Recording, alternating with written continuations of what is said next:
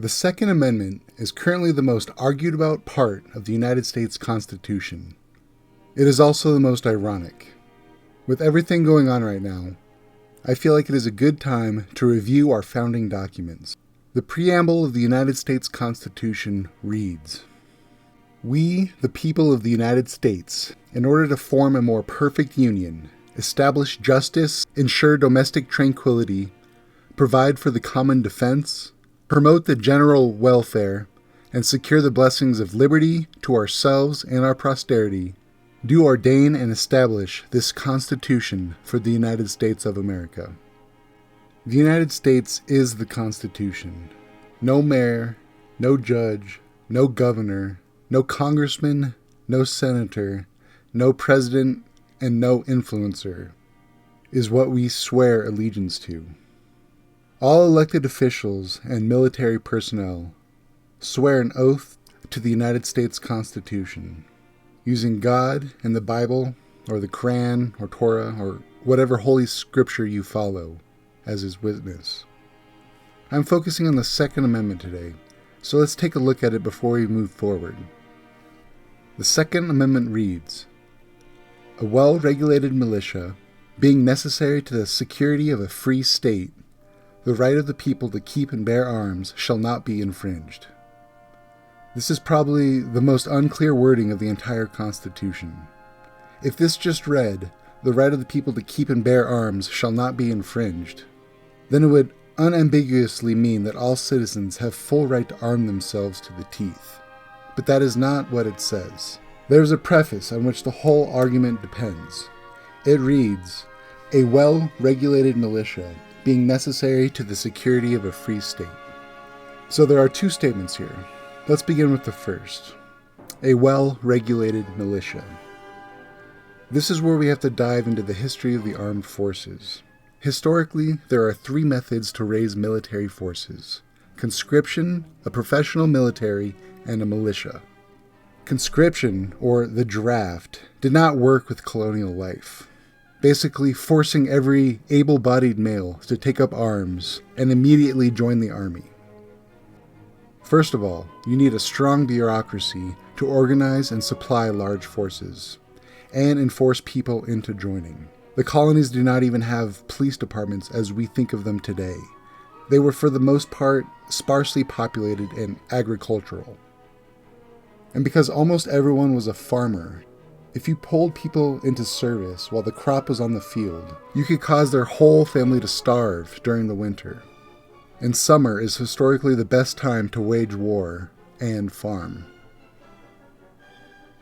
A professional military is a fully paid and funded full-time army, including mercenaries. The colonists did not have the resources for this, and I would assume the king would be very upset at a standing army in his colonies. This is what our military looks like today. So that brings us to a militia. During the colonial period, all able-bodied men of a certain age were part of a militia, except I think Pennsylvania. Each town would form their own militia to be used for its defense. These were mostly volunteer forces, who were required to bring and maintain their own firearms. Only during times of war, like the French and Indian War, did people resort to forced conscription, and it was usually highly resisted. And then the Revolutionary War happened. Yes, at the Battle of Lexington and Concord, the shot heard round the world, and Paul Revere's ride, that was to call all local militias together, and who would famously inflict heavy casualties upon the British retreat. But the majority of fighting during the Revolutionary War was done with the Continental Army, authorized by the Second Continental Congress of the 13 colonies. The militia acted more like a local police force, suppressing rebellions and small raids. It was already clear that militias were not going to be sufficient for defense of the entire country, but they still served an important role in keeping a check on national power. But unfortunately, history was about to advance at an exponential pace because of the Industrial Revolution, and arms evolved into something no founding father could possibly imagine.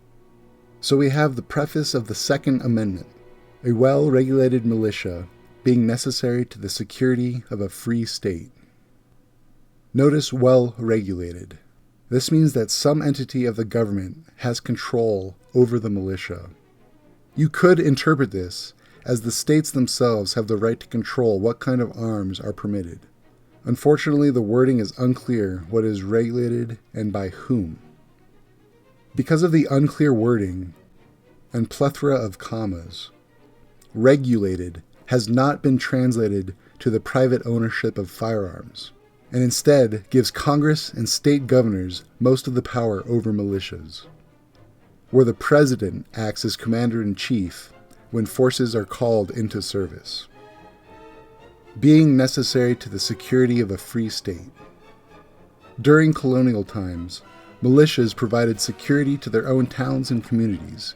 Keeping power spread out prevented a large military concentration and ensured no one group could exert power over others.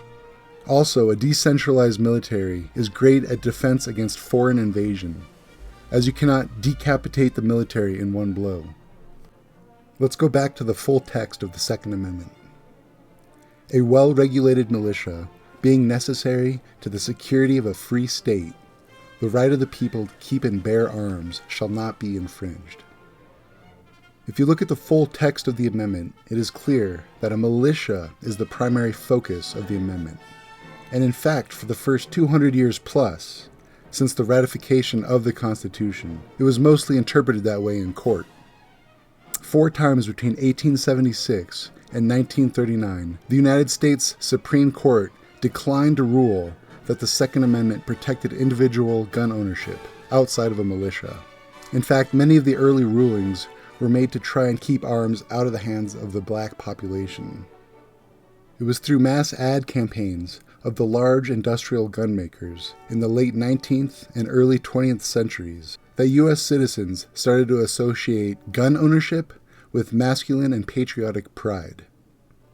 Whereas before it was seen as a tool and method of defense at last resort, it now became a major part of the people's identity and culture. And then came the conservative renaissance of the 1970s, spearheaded by Lewis F. Powell Jr., longtime Justice of the United States Supreme Court. He called for corporate America to take over academia, the media, and courts to press for defending free enterprise, which he viewed as under attack by intellectuals and politicians, following the liberal uprisings of the 1960s. Powell wrote the majority opinion in First National Bank of Boston v. Bellotti in 1978, which overturned a Massachusetts law restricting corporate contributions to referendum campaigns not directly related to their business. This set the precedent for Citizens United versus FEC in 2010. It was during this conservative renaissance that you had the California tax revolt in 1979 and the Sagebrush Rebellion in the West in the 1970s and 80s. But we also had the revolt at Cincinnati, where the NRA, the National Rifle Association, was stormed by angry members who voted out the traditional leadership and imposed conservative leadership. It was activists from the Second Amendment Foundation and the Citizen Committee for the Right to Keep and Bear Arms that took power. Since its founding, the NRA had focused on marksmanship and hunting, but no more. With the corporate conservative takeover, politics was now the first priority. It was only 10 years prior to this that the Republican Party was the anti-gun party. But after the Black Panther movement of the 1960s, they flipped over in support of guns. And now that the NRA had been taken over by large corporate interests, pushing for the concept of an individual's right to keep and bear arms, the issue of the Second Amendment now became synonymous with the Republican Party.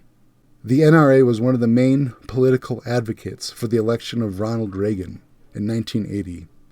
Never before had they sided with a candidate during an election.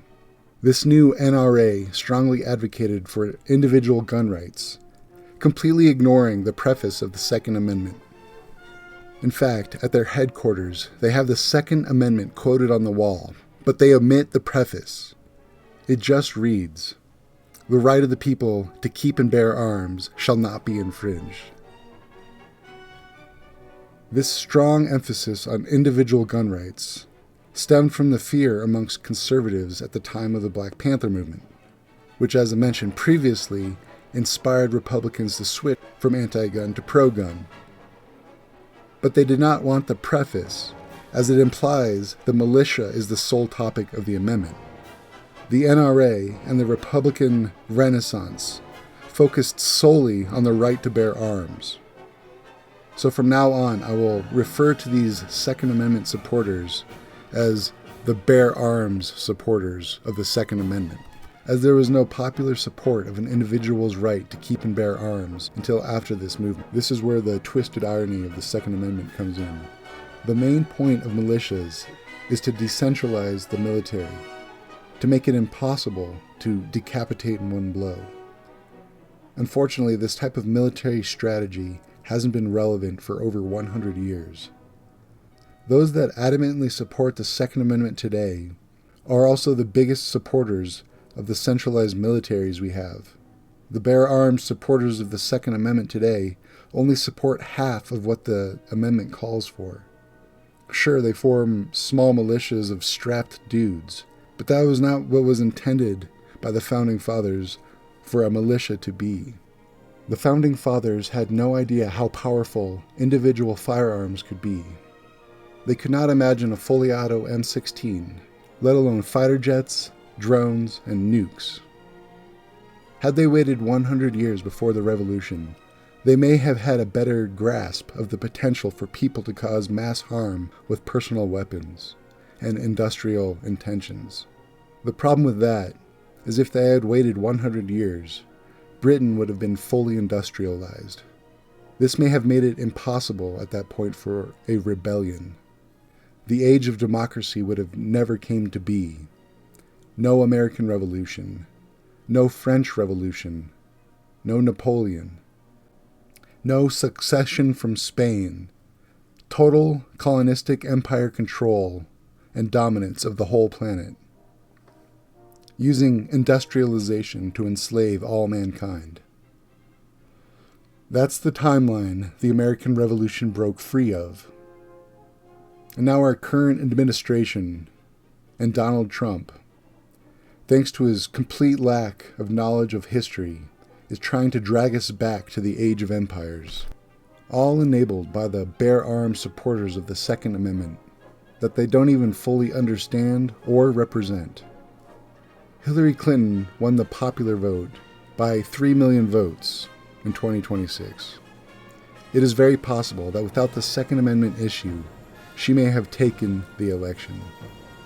The bear arms supporters of the Second Amendment enabled the guy that wants to drag us back to a time before constitutions, before rights, without a Second Amendment. The bear arms supporters of the Second Amendment enabled a guy who said, take the firearms first and then go to court, because that's another system, because a lot of times by the time you go to court, it takes so long to go to court to get the due process procedures. I like taking the guns early. And an administration with several officials who publicly said expressing your Second Amendment rights is grounds for immediate lethal force. Gun policy throughout U.S. history has mostly been how to keep colored people from having a gun. Can we trust a government that systematically denied Second Amendment rights to a significant percentage of the population for the majority of our country's existence? Modern police forces are now the main reason to keep the citizenry armed. Certain federal agents act like they are above the law and can just ignore constitutional rights like due process and the right to peacefully assemble, and even the Second Amendment itself. The irony grows deeper. It is the bear arms Second Amendment supporters that constantly approve more funding for police forces and are a main driver for their rapid militarization over the last 50 years. It is because of this that ensuring everyone is armed for a check on power makes a lot more sense. The Second Amendment bear arms supporters ironically drove the main argument for an armed citizenry by trying to use police to force a more peaceful situation in which guns are not even necessary. Owning weapons is the only way to keep a check on that force.